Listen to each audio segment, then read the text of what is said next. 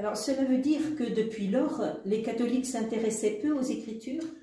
Oui, c'est plus nuancé que ça. Le concile qui suit la réforme protestante, le concile de Trente au XVIe siècle, dans ses décrets, finalement, accorde de façon équilibrée une place à l'écriture et une place à la tradition.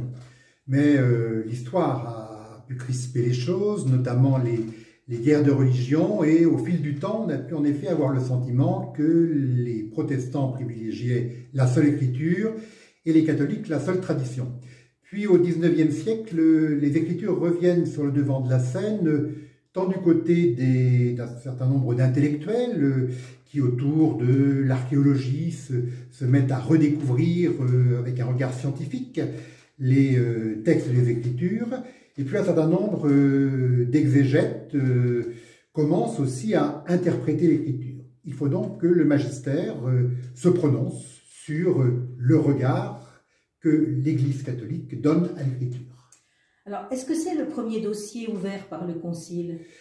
Non, ce n'est pas le premier dossier ouvert par le Concile qui, en 1962, commence par examiner le document préparatoire à la future constitution sur la liturgie.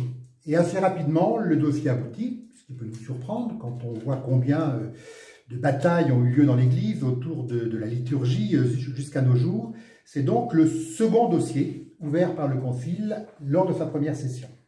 Alors, et les pères conciliaires furent vite unanimes sur les textes? Eh bien non, sur ce dossier-là, les choses se crispèrent assez rapidement. Il y avait un document préparatoire confié à la présidence d'un cardinal assez conservateur, si les catégories valent pour l'Église, le cardinal Ottaviani, les deux sources de la révélation.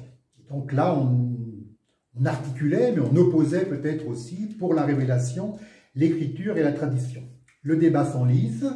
Le pape, qui est le législateur du concile, reprend les choses en main et confie à une commission reconfigurée, présidée toujours par le cardinal Ottaviani, mais aidée d'un autre cardinal préfet pour l'unité des chrétiens, et donc habitué à travailler avec les protestants, la préparation d'un second document préparatoire qui sera examiné puis voté en 1965.